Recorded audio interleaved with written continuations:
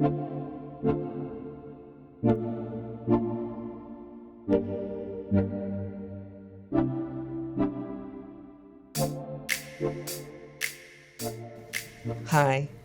I am Lela Christine. We welcome you to Power Player Lifestyle. We have a series called Power Pod Talks. And Power Pod Talks is about featuring powerful people all across the United States and the world. But we happen to be here in Los Angeles. And my co-host is the amazing Dr. Moshe Lewis. How you doing? Hey, doing good. Looking you great. Feeling good? Yes, doing good. We got that feeling pink great. on again. Yes. We're making it happen. So we have a special guest in the house. His name is none other than T.J Ward, football. You guys know him from football. He won a Super Bowl, and we have him here, and we're so excited to have you. How you doing today? I'm doing great. How you doing? Thanks for having me. Good, good. So what do you have that's going on after football? You know, because you have this football history. You've been playing over a decade, and now how are you pivoting here during this post-pandemic?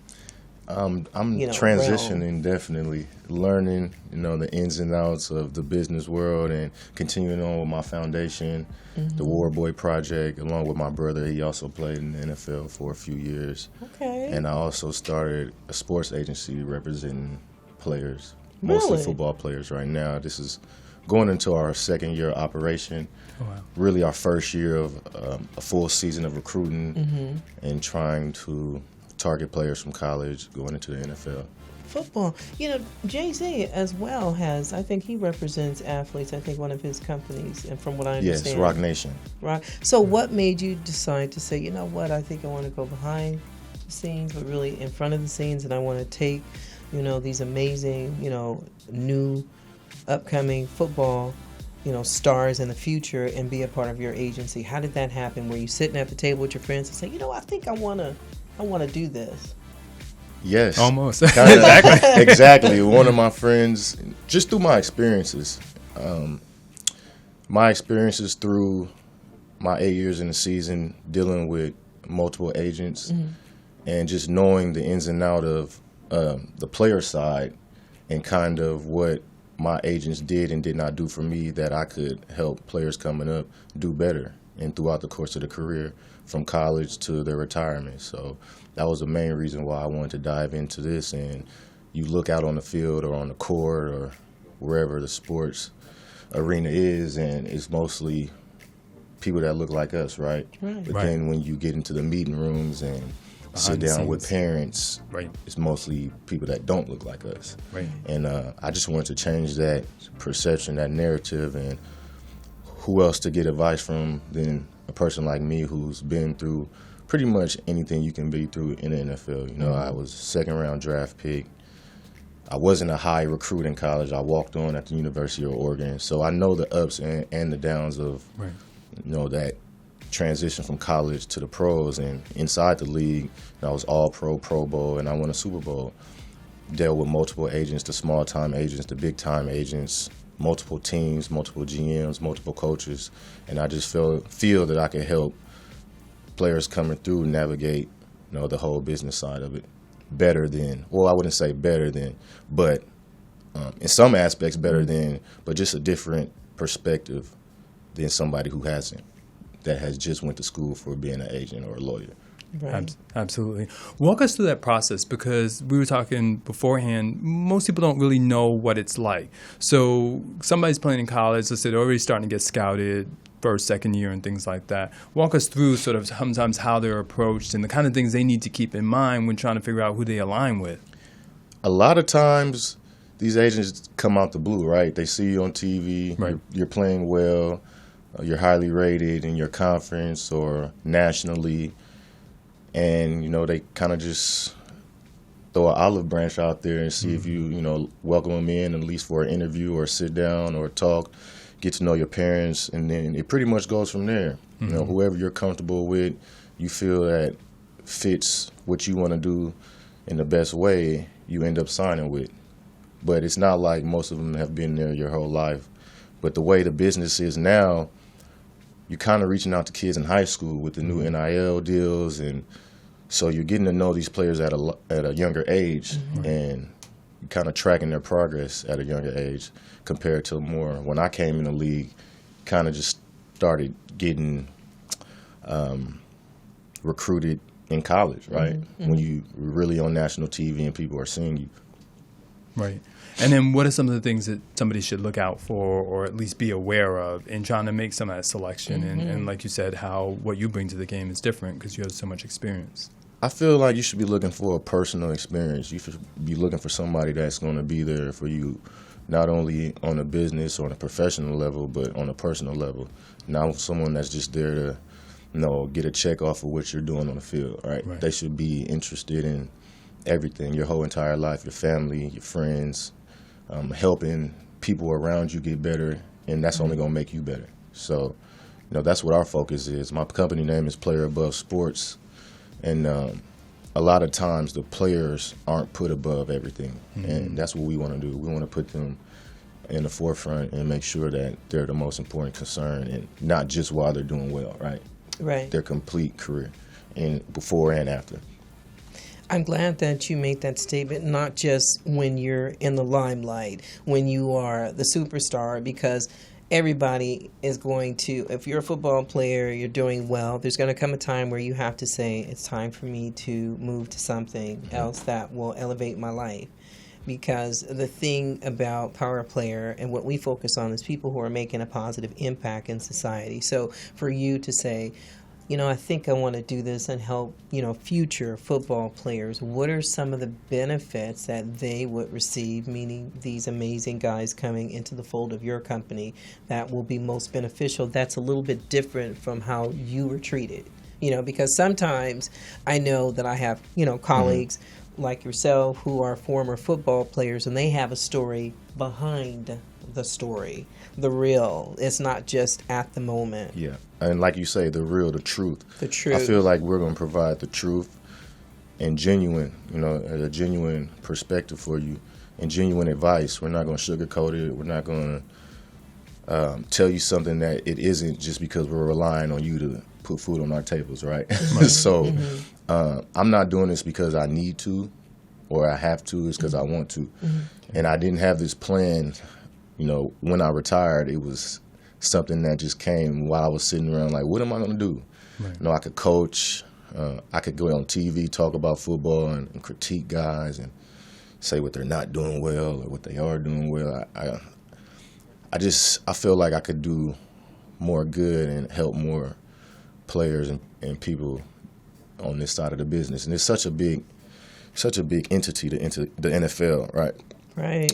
It's a conglomerate. It's so many aspects of the business, and this is just one aspect that I want to motivate guys to do as well, right? We don't have to just be coaches. We don't have to just be analysts.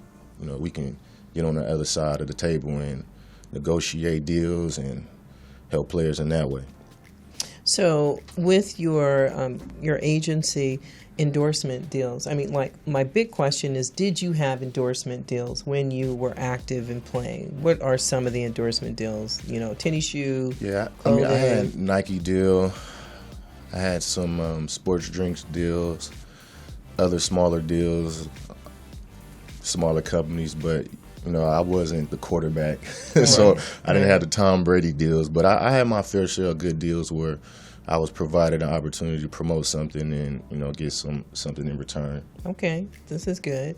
So, as far as the age, how young do you capture these football players in the making? Like as young as in high school or elementary? How young do you guys go to recruit? I think that with the age of social media, it's so easy to get in contact with players, and it's so easy for younger players to, realize what's coming forward, right? They can get on Instagram and see high school, college players. They can see what they're doing on a daily. They can go on an agency's Instagram, TikTok, and see what that agency's doing, and they're interested right now from Pop Warner and up. So I'd say as young as Pop Warner. Sure. Wow. Wow. So what are some of those key steps that you recommend that people not make mistakes and things like that, not be too hasty, and also kind of understanding the true business, because it seems like the league brings people in probably at less than they should be valued, and then kind of saboteur disposes of them before they really should sometimes. But it's a very difficult business to understand, like you said, because it's such a conglomerate, and you're relatively, not in a mean way, but a very small piece in a large entity. Right. I think they should understand that no matter who you are and what position you are, nothing's promised. So you can be a superstar today and be cut tomorrow, right? And then you have to figure out what you're going to do. So prepare yourself. It's never too early to prepare yourself for what you're going to do after football, because you don't know exactly when after football is going to come. It's an injury away, especially in football, compared to basketball or baseball. So I say take a business mindset as soon as you can. And with the NIL deals in college, it's kind of becoming that, and it's forcing the industry to become that. So now these guys they used to tell us as young players in the NFL, you're your own business, you're your own entity, right. Take care of that. But now you got to tell these kids in high school, right, you're your own business, because they're getting deals in high school now. You have college quarterbacks and players getting $1 million endorsements deals. Wow. Yeah. Wow. It's crazy. Like quarterbacks, before they even touch the college field, are being able to provide for their families, which is a great thing. Right. It's definitely a blessing. But we're just going to see how they handle that, how they are able to actually control that type of power, right? Because with money comes power. Exactly. See, that's money management. That's my question. How did you manage your money when you have managers and talent agents and you have endorsement deals, and then you're playing football, so you got all this pressure. I got to run. I got to do this. I have to. And then you guys are getting hit. You got the impact of all that. So my question is, how did you manage your money? Did you manage your money? Because some football players, after their career, they're broke. So, well, that's where the trust in the team around you comes in, because you can't do everything. You can't have your eyes everywhere. And the most important thing is that you do what you have to do on the field. Right. Because if you're not doing what you have to do on the field, then nobody around you is going to be able to eat. So you got to put a good team around you, trust that, they have your best interests in mind, and just focus what you have to do on the field. So that's another reason why the agencies are so important, because not only are you representing them on the paper, but you're also probably providing their financial team. Their managers maybe come from your agency, if not someone close to them, right? So when I came in the league, my older cousin was my manager. I trust him to handle all my business off the field and be a buffer for me. right. Take away the things that aren't important and put the things that are important in front of me that I can focus on. Not at the same time, but when I do have a minute to step away. And then when I don't, then you handle that for me. Okay, so you had that. So what about, like, for instance, you have all the girls and the, what do you call them? What do you call them? Bands, groupies. The groupies, yeah. the groupies. So how did you deal with that? I mean, because they're coming from the left, right, center side all the time, wherever you guys are at, and then you still got to focus, and you don't want to get caught up with charges. And there's a lot of football players doing, they got that personal life is serious. I mean, how did you manage that to keep yourself out of crazy?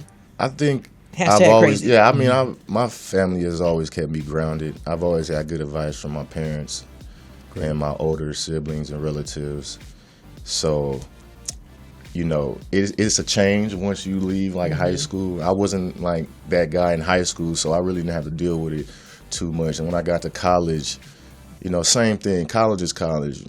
If you're on a team or you're playing ball, you're going to have girls trying to, date you or, get your attention or be in your space. But the NFL is a completely different beast, right? It's a completely different beast. So, like I said, I use my manager as a buffer most of the times, and I think I'm a good character observer. So sometimes I was wrong, sometimes I was right, but it's just sometimes it's just trial and error. But focus is mainly the best way. Focus on your craft, focus on what you got to do with yourself personally, with God, and it'll handle itself. First. Have you ever thought about writing a book about your journey so that, the youth could really understand it's not just pretty? Right, all glamour. Glamour. Actually, all the time. I have. That was one of the first things I did with my idle time, is I wrote most of a biography, right? I haven't completed it, hasn't been published yet, but it's in my computer and I'm adding to it as we go. Okay. I didn't want to complete it yet because it was just mainly football, and I wanted to add more of what I'm doing now to it. I think it'll make it a lot better and have a lot more experiences to go in it. And what are some of your hobbies, like besides football and, you know, the company that Things you're you running? enjoy. What do you do Yeah. for fun? I golf a lot. Okay. See, Yeah. I got to get out there and golf. I got some golf Yeah, I clubs. golf a lot. Okay, I'm coming golfing with you. I'm serious. Yeah. I have Speaking of golf which, you clubs. feel like it helps you relax and Yeah, be on a definitely. different plane competing against yourself. Yeah, it's a different focus. It's completely different focus, and it's very hard. It's very hard, and I've been playing for about 2.5 years now, and I'm just now getting to where I'm kind of proud of my game, right? So I can go out and play with anybody. I'm a And, novice out there. and when I play, people are like, "Oh, you're pretty good." I'm like, "Okay." I'm working. I've But been working. no, I put the it's time in. definitely, it keeps you patient. It keeps you patient, and other than that, I have a 2-year-old son. Okay. I spend blessed. most of That's my wonderful. other time with him. Yeah. And Yes. that keeps my plate pretty full. Sure. Yes, No, I absolutely. can see business, golf, Yeah. and baby. I wanted to pick up on, though, something that I thought she was bringing up that was really good, which is that initial transition. It certainly seems like it can be very, very rocky. You're here, a set schedule, all these things to attend to. What are some pearls, what are some advice that you have for people as they're kind of making maybe that first, 3-6 months, even maybe first year, going from winning a Super Bowl or winning a championship and almost, making the playoffs and things like that to, okay, that's it, we're not going to be playing anymore. And Yeah. I think with the business side or the transition side, some athletes are coming off a lot of success, right? You're coming off the peak of your life being in the NFL, NBA, MLB, doing what you worked your whole life for to become. And you're not going to hop right into something else and be at that same level. So just be patient with it and put that same energy you had into becoming a pro, into becoming a pro businessman or whatever it is that you want to go forward with. And just know that you're going to have those same ups and downs that you had coming through the pipeline of being an athlete. It's just going to come in different ways, and it's going to be frustrating, but you're going to see the light at the end of the tunnel at some point, and you're like, oh, okay, I made the right decision. I see this progressing, and, I like where I'm at. This is good. absolutely. Yeah, I love it. So give us a shameless plug for your organization and how people can get in touch with you and the kind of work that you all are doing, the foundation and the... Well, the Warboy project, I'm from the Bay Area, San Francisco Bay Area, so we're mostly hubbed up there, but we're doing work throughout all of California. It used to be called the T.J. Ward Foundation, but we changed it to the Warboy Project because my brother joined it, and it's our last name, Ward. Right. And basically, we're just providing opportunities for young men and women out there to pursue different dreams, not just sports dreams. We have a broadcast program that we're getting started. We have a scholarship at, we're providing scholarships at private schools in the Bay Area. We have camps. We have, sorry. It's all good. Sports Sorry, training. we have a mentorship program Right. that we're building as well. So just providing, different opportunities and outlets and access for these kids that may not know what they want to do, because there's more than sports out there for us, right? That's true. Nice. Well, on that note, we want to say thank you, TJ, for dropping by and being a part of the Power Player Lifestyle moment, because you are a powerful person and you're making an impact with these youth. And also, we want everybody to know what you do. Thank Absolutely. you. Appreciate What you're you guys. about. Yeah, we wanted to celebrate you. I mean, it's Yeah. just so important that we hear some of the after stories before it is maybe 20, 30 years down the road. You will definitely find your ultimate destiny, and you're giving back already, though. You're not waiting, and that really made us proud, just learning and hearing what you're doing right now, right today. Yeah, appreciate you guys letting me share that. Thank you. Absolutely. Thanks so much. All righty.